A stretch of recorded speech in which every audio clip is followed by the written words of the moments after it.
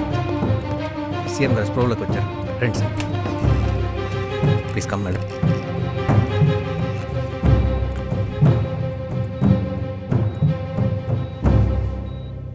నానా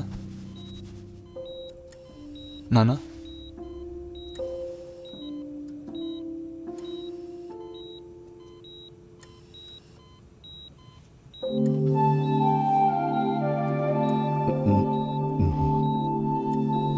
చెప్పు నాన్న.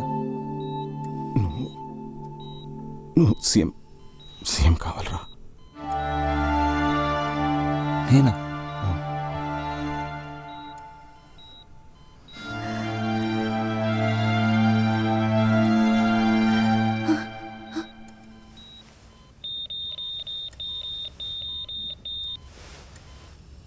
నానా నానా డాక్టర్ నానా నానా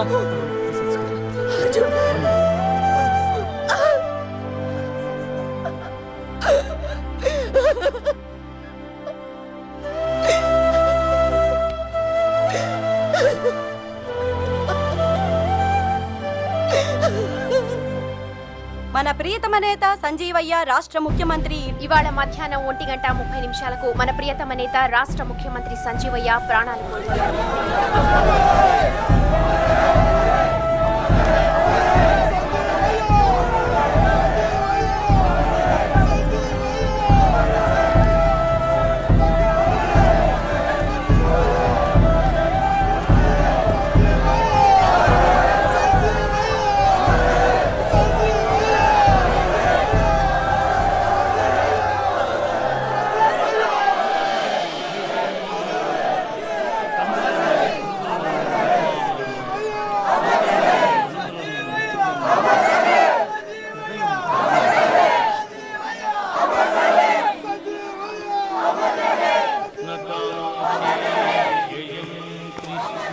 శ్రీకాంత్, సీఎం గారు నా దగ్గర కొంత మ్యాటర్ దాచాడు. అర్జున్కి చెప్పానా? ఎంత? ఓ 500 కోట్ల దాకా ఉంటుంది. 200 అడిగి బ్యాలెన్స్ మనం చూసుకున్నాం. ఓకే.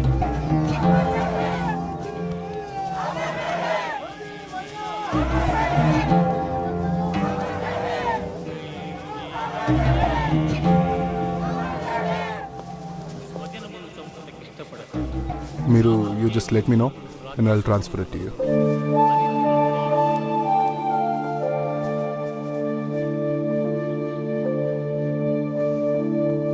అర్జున్,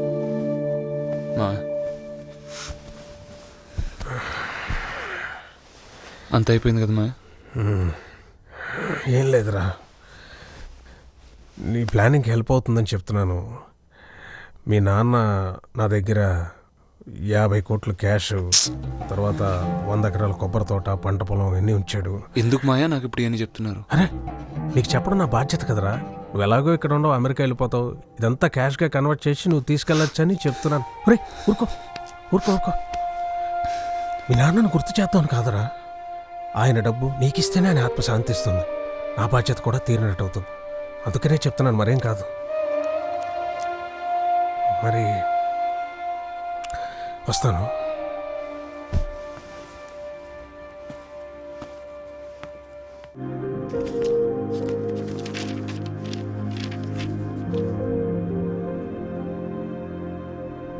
మీ నాన్న డైరీ.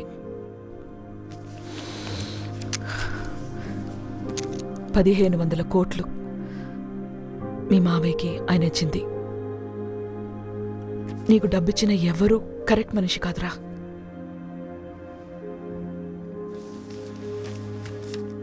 వాళ్ళు నీకు డబ్బిచ్చింది కూడా ఆ ధనుకి భయపడి.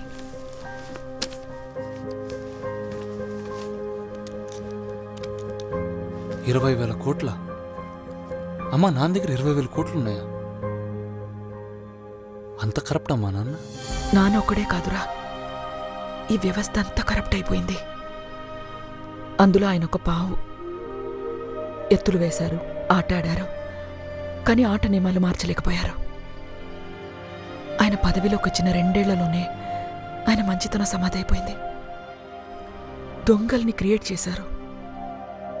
ధనుకి చెక్ పెట్టడానికి డెప్యూటీని, వాడికి చెక్ పెట్టడానికి హోమ్ని, ఇలా వాళ్ళు దోచుకుంటూ పోతుంటే ఏమనలేక ఇక తను కూడా దోచుకోవడం మొదలుపెట్టారు. అసలు పెద్దనానికి తెలుసమ్మా ఇవన్నీ? తెలుసుగాని పట్టదురా. ఆయనకి అహం, కులం పిచ్చి. ఈ రాష్ట్రాన్ని ఆయన వంశం వాళ్లే పాలించాలి అంతే. అది ఎలా చేస్తున్నారనేది ఆయనకు అనవసరం.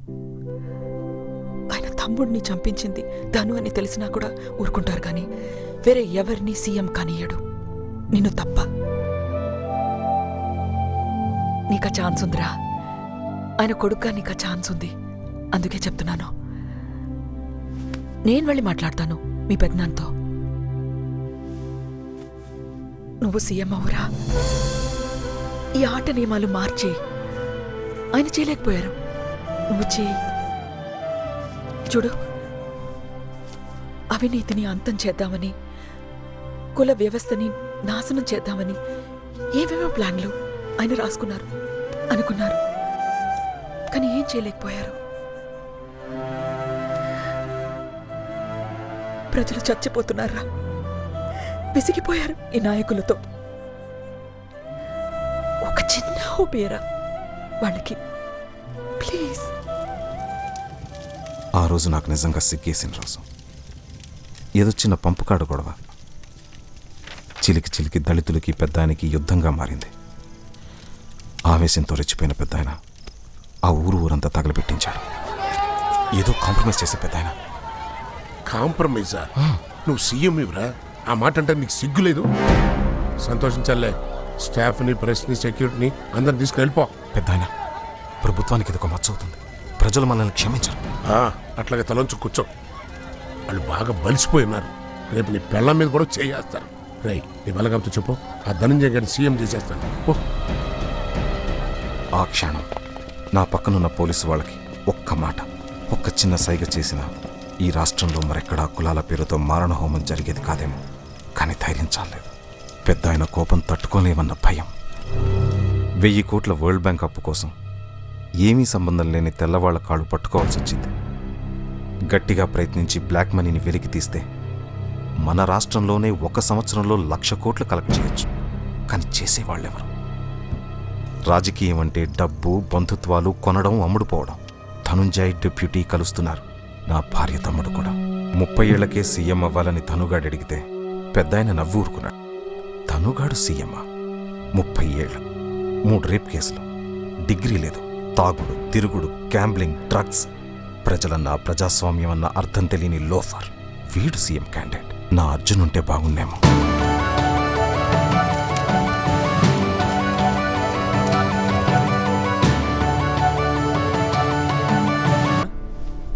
నాన్నగారు నల్ల బ్యాగ్ కొట్టిన దగ్గర దాయమని ఇచ్చారు సార్. ఎప్పుడు ఇచ్చారు? 3 రోజుల కిందట బాబు. 3 రోజుల క్రితం. ఓ పని చేయి, ముందు తొందరగా ఇంటికి పోనీ, త్వరగా. అలాగే బాబు. అర్జున్ బాబు, ఏంటి? ఆ బ్యాగ్లోంచి అమ్మాయి మెడికల్ సీట్ కోసం ఒక 20 లక్షలు తీసుకున్నాను బాబు. సారీ బాబు, మెల్లగా తీర్చేస్తాను బాబు. సారీ ఎందుకులే రాజన్, కొంతమందిలో ఉన్న నిజాయితీ ఉందని నిరూపించు. పర్లేదు, బాగా చదివించు. థ్యాంక్ యూ బాబు. త్వరగా పని.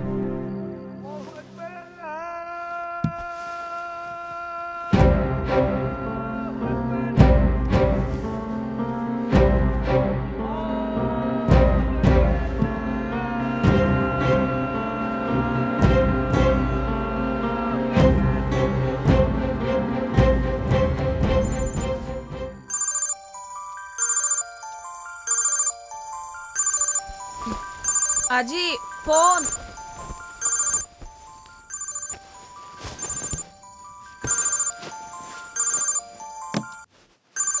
హలో అలీ, నేను అర్జున్ని, సీఎం గారు అబ్బాయిని. సార్, అలీ నీ డబ్బులు దొరుకుతుంది. నీ ప్రాబ్లమ్స్ అన్ని సాల్వ్. నిజం సార్? యా, రేపు మార్నింగ్ వచ్చి కనపడు సరేనా? సార్ సార్ వస్తాను sir. Thank you sir. Sir